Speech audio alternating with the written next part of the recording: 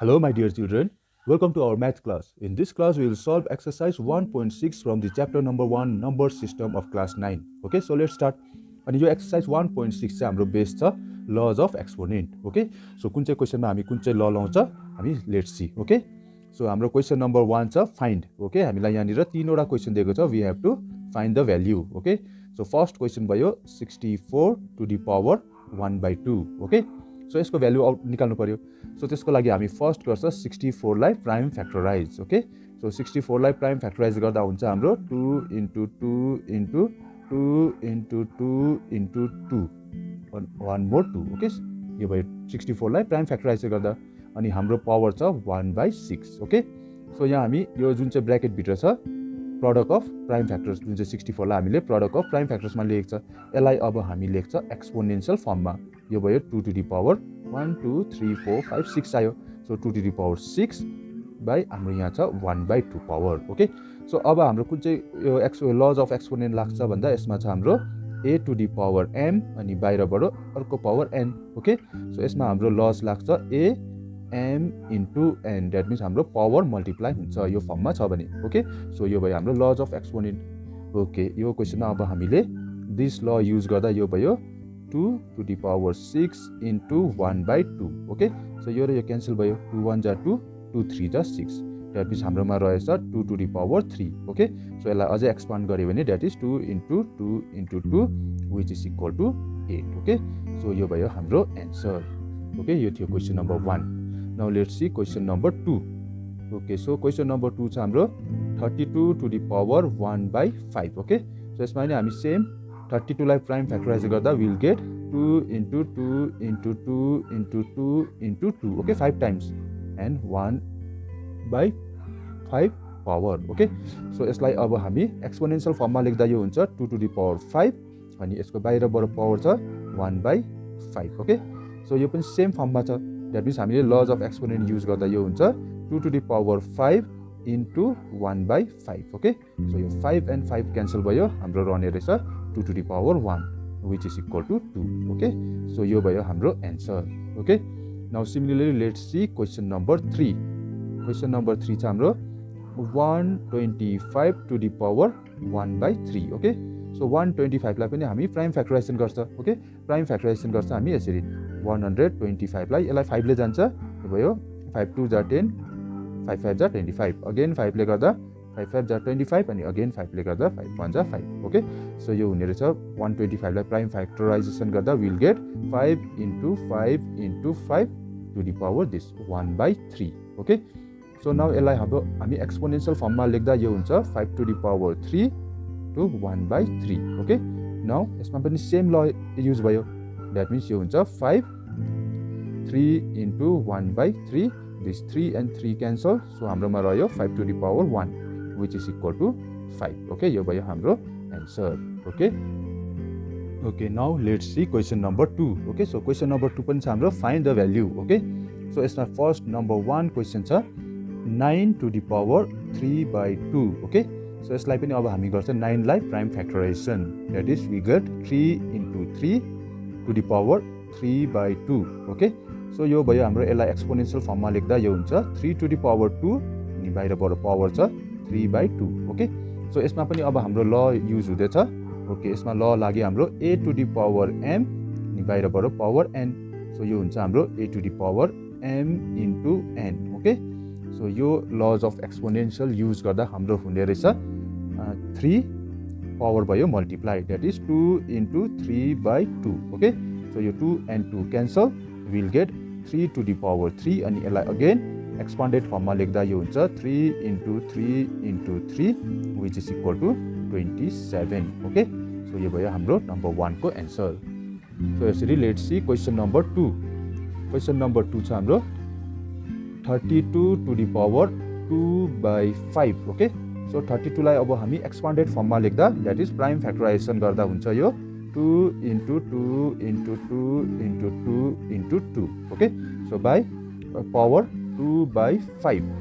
So यसलाई अब हामी एक्सपोनेन्शियल फर्ममा लेख्दा यो भयो 2 to the power 5 अनि बाहिरबाट पावर छ 2/5. ओके, सो यसलाई अब हामी सेम ल युज हुन्छ, द्याट मिन्स यसमा हुने रहेछ हाम्रो power multiply that is 5 into 2/5 okay so this 5 and 5 cancel so हाम्रोमा भयो 2 to the power 2 अनि यसलाई अगेन एक्सपान्डेड फर्ममा लेख्दा यो हुन्छ हाम्रो यसलाई हामीले अगेन सिम्प्लिफाई गर्यो भने यो हुने रहेछ 2 2 जा 4 ओके यो भयो हाम्रो final answer now similarly question number 3 question number 3 मा छ हाम्रो 16 3/4 पावर ओके सो यसलाई पनि सेम गरौँ 16 लाई हामी प्राइम फ्याक्टराइजेसन गर्दा will get 2 into 2 into 2 into 2 to the power 3/4 okay so अब हामी यसलाई लेख्छ exponential form that is 2 to the power 4 अनि बाहिरबाट पावर छ 3/4 ओके सो यसमा पनि हाम्रो सेम ल युज भयो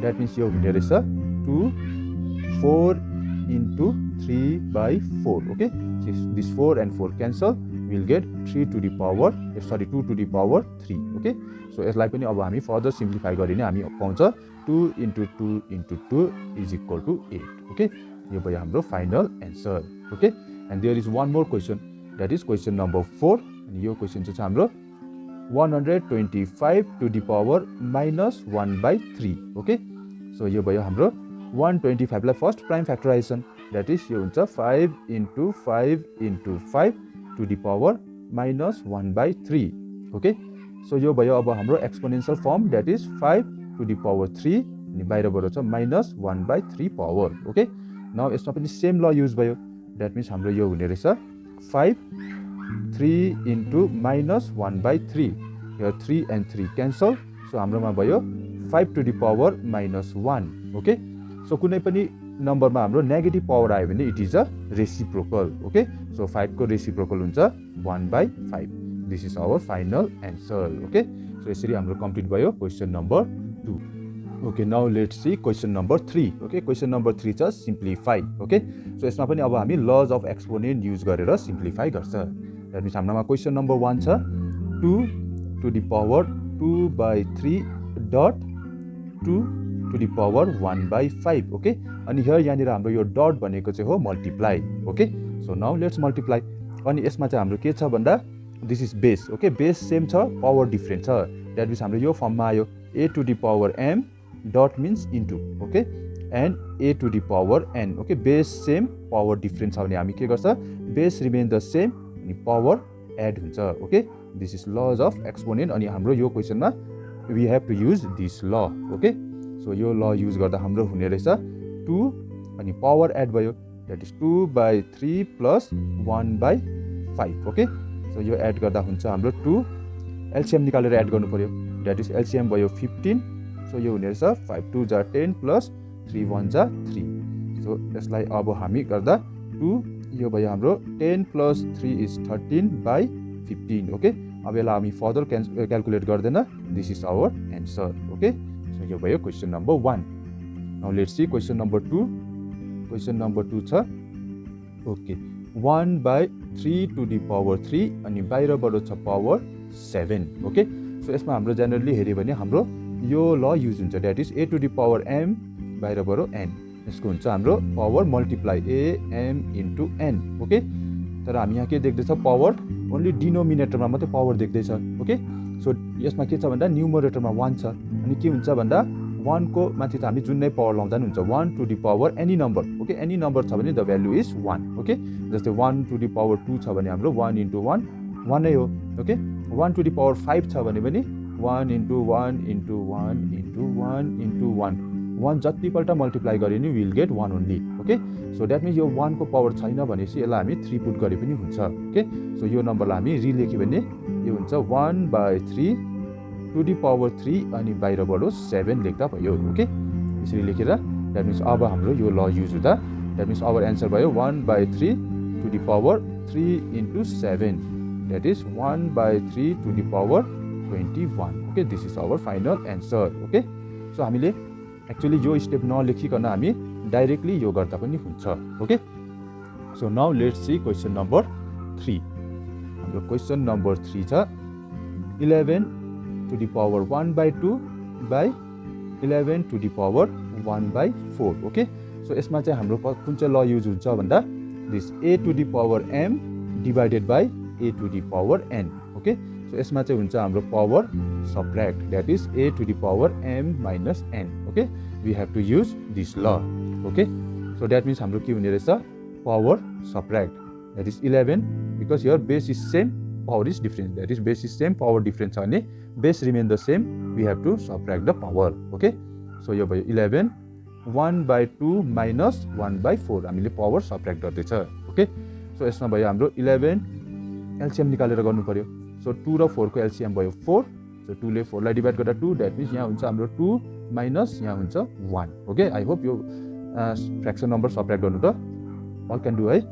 सो यो भयो हाम्रो 11 to the power 2 minus 1 is 1/4. This is our final answer. Okay, so here we have one more question, that is question number 4. Question number 4 is 7 1/2 dot 8 1/2. Okay, so यो क्वेसनमा चाहिँ हाम्रो के छ, base different power same. Okay, so यसमा हाम्रो ल use हुन्छ a to the power m into b to the power m. Okay, हाम्रो पावर सेम छ, बेस डिफ्रेन्ट छ भने हामी के गर्नुपर्छ, पावर मल्टिप्लाई गर्यो, सरी बेस मल्टिप्लाई गर्यो and power remain the same. Okay, यो ल युज हुन्छ. ओके, सो द्याट मिन्स हाम्रो के छ, 7 र 8 बेस डिफ्रेन्स छ, पावर सेम छ, so we have to multiply the base. यो dot means multiply. Okay, so यो भयो 7 into 8 and power remain the same by using this law 1/2. Okay, so यो हुने रहेछ 7 8 जा 56 to the power 1/2. Okay, so यो भयो हाम्रो answer. So in today's class we have solved exercise 1.6 and which is the last exercise from the chapter number system. Okay, so in our next class we will do another chapter. Okay, so till then keep practicing and thank you very much.